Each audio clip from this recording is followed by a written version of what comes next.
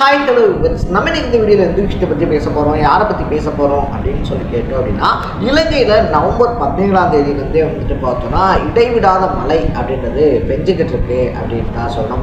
இதுக்கு நடுவில் வந்துட்டு பார்த்தோம் அப்படின்னா கடந்த 2 நாட்களாக ஏற்பட்டிருக்கக்கூடிய, அதுவும் வந்துட்டு பார்த்தோன்னா இந்த வங்கக்கடல் இருக்கு இல்லையா, வங்கக்கடலில் ஏற்பட்டிருக்கக்கூடிய இந்த தித்வா புயல் பல்வேறு சேதங்களை இலங்கையில் ஏற்படுத்தியிருக்கு அப்படின்னு தான் சொல்லணும்.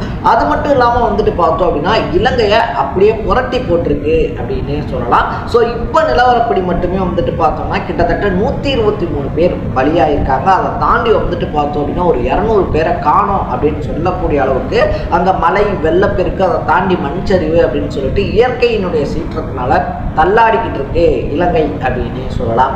இந்த நேரத்தில் வந்துட்டு பார்த்தோம் அப்படின்னா இந்தியா உட்பட பல உலக நாடுகளும் இலங்கைக்கு கை கொடுத்துக்கிட்டு இருக்காங்க. அது மட்டும் இல்லாமல் வந்துட்டு பார்த்தோம்னா இந்த தித்வா புயல்னால இந்தியாவிலையும் குறிப்பாக தமிழகத்திலையும் வந்துட்டு பார்த்தோம்னா ஒரு சில இடங்கள்ல மழை அப்படின்றதும் பெஞ்சிக்கிட்டு இருக்கு அப்படின்னு சொல்லலாம். ஸோ என்னதான் நடக்குது இலங்கையில், அதை தாண்டி வந்துட்டு பார்த்தோம்னா இந்த தித்வா புயலினுடைய தாக்கம் அப்படின்றது என்ன அப்படின்ற மாதிரி பல விஷயங்களை தான் நம்ம இந்த வீடியோவில் பேச போகிறோம். அதுக்கு முன்னாடி நம்ம சேனலுக்கு நீங்கள் புதுசாக வந்திருந்தீங்க அப்படின்னா இதே மாதிரி அப்பப்போ அப்டேட்டாக போயிட்டு இருக்க விஷயங்கள் இருக்கு இல்லையா, அது கரண்ட் அஃபேர்ஸாக இருந்தாலும் சரி, பாலிடிக்ஸாக இருந்தாலும் சரி, ஸ்போர்ட்ஸாக இருந்தாலும் சரி, அப்பப்போ அப்டேட்டாக போயிட்டுருக்க விஷயங்களை நீங்கள் தொடர்ந்து தெரிஞ்சுக்கணும் அப்படின்னு ஆசைப்பட்டீங்கன்னா மறக்காமல் சேனலை ஃபாலோ அண்ட் சப்ஸ்கிரைப் பண்ணிக்கோங்க.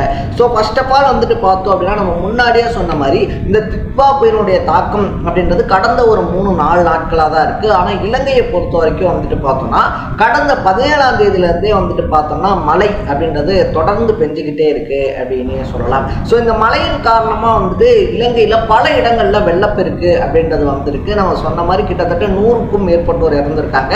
பல ஆயிரக்கணக்கான மக்கள் வந்துட்டு பார்த்தோம்னா அவங்களுடைய உடைமைகளை இழந்திருக்காங்க அப்படின்னு சொல்லலாம். குறிப்பிட்டு சொல்லணும் அப்படின்னா கோகலை அப்படின்ற மாவட்டத்திலேயா இருந்தாலும் சரி, அதை தாண்டி வந்துட்டு அனுராதபுரம் அப்படின்னு சொல்லக்கூடிய இடங்கள்லயா இருந்தாலும் சரி, பாதிப்பு ரொம்ப பெரிய அளவில் இருக்கு அப்படின்னு தான் சொல்லணும். அங்க இருக்கக்கூடிய மக்களுக்கு அத்தியாவசிய பொருட்கள் அப்படின்னு சொல்லக்கூடிய பால் மாதிரியான பொருட்கள், அதை தாண்டி வந்துட்டு பார்த்தோம்னா கரண்ட் கட் ஆயிருக்கு. தொலைபேசியில கூட வந்துட்டு பார்த்தோம் அப்படின்னா கூப்பிட்டு அங்கே என்ன மாதிரியான சுச்சுவேஷன் இருந்துகிட்டு இருக்கு, என்ன நடந்துகிட்டு இருக்கு அப்படின்னு சொல்லிட்டு அங்கே சுற்று வட்டாரத்தில் தொலைபேசி இணைப்புகள் அப்படின்றதும் துண்டிக்கப்பட்டிருக்கு.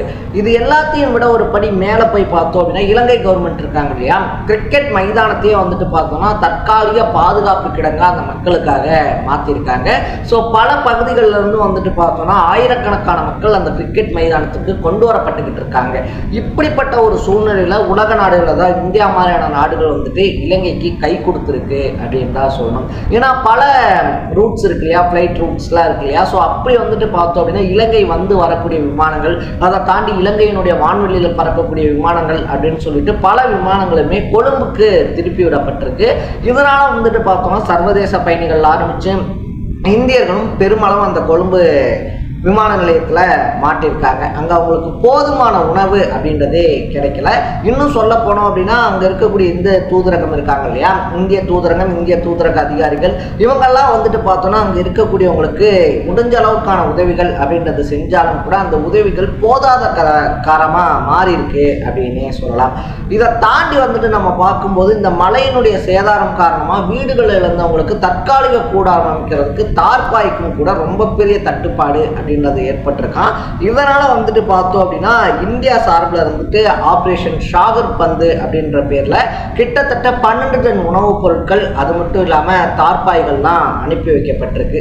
பல வயதானவர்களா இருந்தாலும் சரி, இல்லை பல நோயுற்றவர்களா இருந்தாலும் சரி, இந்த மாதிரி வந்துட்டு பலருக்குமே அங்கே உயிர் போகிறதுக்கான வாய்ப்புகள் அப்படின்றது அதிகமாக இருக்கிறதுனால தேவையான அளவுக்கான மருந்து பொருட்கள், உணவுப் பொருட்கள், அதை தாண்டி வந்துட்டு பார்த்தோம் அப்படின்னா நம்ம முன்னாடி சொல்லியிருந்தோம் இல்லையா, அந்த நீர்மட்டத்தினுடைய அளவு அப்படின்றதும் ரொம்ப அதிகப்படியாக மேலே ஏறிக்கிட்டு இருக்கு அப்படின்னு தான் சொல்லணும். இன்னும் சொல்ல போனோம்னா இலங்கையில் இருக்கக்கூடிய ஒரு குறிப்பிட்ட சிறையில் வந்துட்டு இருக்கக்கூடிய கைதிகள் எல்லாருடைய உயிருக்கு பாதுகாப்பு தரணும்னு சொல்லிட்டு அங்கே அதிக அளவிலான வெள்ளம் அப்படின்றது வந்ததுனால அந்த சிறைச்சாலையில் இருந்த கைதிகள் எல்லாத்தையுமே படகுகளை ஏற்றி வேற ஒரு இடத்துக்கு பாதுகாப்பாக கூட்டிகிட்டு போகிற மாதிரியான வீடியோ கிளிப்பிங்ஸ் அப்படின்றதும் ட்ரெண்ட் ஆகிக்கிட்டு இருக்கு. இது எல்லாத்தையும் விட தாண்டி பார்க்கும்போது அங்கே இருக்கக்கூடிய குழந்தைகளுடைய நிலைமை அப்படின்றதும் ரொம்ப பரிதாபத்துக்குள்ளானதாக இருக்கு அப்படின்னு தான் சொல்லணும். ஏன்னா அடுத்தடுத்து வந்துட்டு பார்த்தோம்னா மண் சரிவு அப்படின்றது எங்கே எப்போ ஏற்படும் அப்படின்னு சொல்லிட்டு தெரியாத வண்ணத்தில் அடுத்தடுத்து நடந்துக்கிட்டே இருக்கு. ஒரு சில கிராமங்களே வந்துட்டு இந்த மண் சரிவுனால மூடப்பட்டிருக்கு அப்படின்னு சொல்றாங்க. அப்பா அம்மாவை இழந்த குழந்தைகள் இழந்த அப்பா அம்மா, கணவனை இழந்த மனைவி அப்படின்னு சொல்லிட்டு 100க்கும் மேற்பட்டவரை இன்னும் தேடிக்கிட்டு இருக்காங்க அப்படின்னு சொல்லப்படுது. என்னதான் வந்துட்டு இந்த டெக்னாலஜிஸ் அப்படின்றதெல்லாம் இருக்கு. ஏன் டெக்னாலஜிஸ் பெரிய அளவில் வளர்ந்துருந்தாலும், பெரிய பெரிய ரோபோட்டிக்ஸ் மாதிரியான விஷயங்கள் வளர்ந்துருந்தாலும் கூட இயற்கையின் சீற்றத்துக்கு முன்னாடி நம்ம யாருமே ஒன்றும் பண்ண முடியாது அப்படின்றது தான் உண்மை. ஸோ இது மட்டும் இல்லாமல் பாதிக்கப்பட்டவங்க இருக்காங்க இல்லையா, பாதிக்கப்பட்டவங்களுக்கான ஹெல்ப்லைன் நம்பர்ஸ் அப்படின்றதும் அனௌன்ஸ் பண்ணப்பட்டிருக்கு. யாராவது எங்கேயாவது சிக்கி இருந்தாங்க அப்படின்னா அவங்க வந்துட்டு இந்த எண்ணுக்கு தொடர்பு கொள்ளலாம் அப்படின்னு சொல்றாங்க. ஆனால் சிக்கலே என்ன அப்படின்னு சொல்லி பார்த்தோம்னா அந்த நம்பருக்கு கான்டாக்ட் பண்ணக்கூடிய அளவுக்கு கூட அங்கே அந்த நெட்வொர்க் இஷ்யூ அப்படின்றது ரொம்ப பெரிய அளவில் தலைவிரிச்சு ஆடிக்கிட்டு இருக்கு. எனக்கு சாப்பாடு இல்லை, இங்கே என்னால் இருக்க முடியல அப்படின்றத வெளியே தெரிவிக்கிறதுக்கான வாய்ப்புகள் அப்படின்றதும் ரொம்ப கம்மியாக இருக்கு அப்படின்னு தான் சொல்லணும். இதை தாண்டி வந்துட்டு பார்த்தோம்னா சென்னையிலேருந்து கிட்டத்தட்ட 350 கிலோமீட்டர் தொலைவில் தான் இந்த டிட்வா புயல் இருக்கு இல்லையா, அது இருக்கிறதுனால சென்னை, காஞ்சிபுரம், கடலூர், அதை தாண்டி திருவண்ணாமலை அப்படின்னு சொல்லிட்டு செங்கல்பட்டு, விழுப்புரம் இந்த மாதிரியான மாவட்டங்களில் அதி கனமழைக்கு வாய்ப்பு இருக்கு அப்படின்னு சொல்றாங்க. தமிழ்நாடு சுற்று வட்டாரம் முழுவதுமே வந்துட்டு பார்த்தோம்னா இன்னைக்கு காலையில் ஒரு 10-10:30 மணிக்கு மேலே இருந்தே வந்துட்டு பார்த்தோம்னா மேகமூட்டத்தோடையும் மழை தூறல்களோடையும் அங்கங்கே இருந்துச்சு. இந்த டிட்வா புயலுடைய தாக்கம் அப்படின்றது இனி வரக்கூடிய ஒரு 3 நாட்களுக்கு டிசம்பர் 2ஆம் தேதி வரைக்கும் வந்துட்டு இதனுடைய தாக்கம் இருக்கும் அப்படின்னு அனௌன்ஸ் பண்ணப்பட்டிருக்கு. ஸோ இதனால் வந்துட்டு தேவையான அத்தியாவசிய பொருட்கள், அது மட்டும் இல்லாமல் தேவையான ரொம்ப முக்கியமான பொருட்கள் இதெல்லாம் கொஞ்சம் ஸ்டாக் வச்சுக்கங்க அப்படின்னும் சென்னை மாதிரியான இடங்கள்ல இருக்கக்கூடிய மக்களுக்கு அறிவுரை சொல்லப்பட்டிருக்கு அப்படின்னே சொல்லலாம். ஸோ இந்த மாதிரியான ஒரு கஷ்டமான சூழ்நிலையிலிருந்து இலங்கை மக்களும் அதை தாண்டி வந்துட்டு பார்த்தோம் அப்படின்னா சென்னையிலும் ஒரு சில இடங்களில் பாதிப்பு அதிகமாக இருக்கு அப்படின்னு சொல்றாங்க.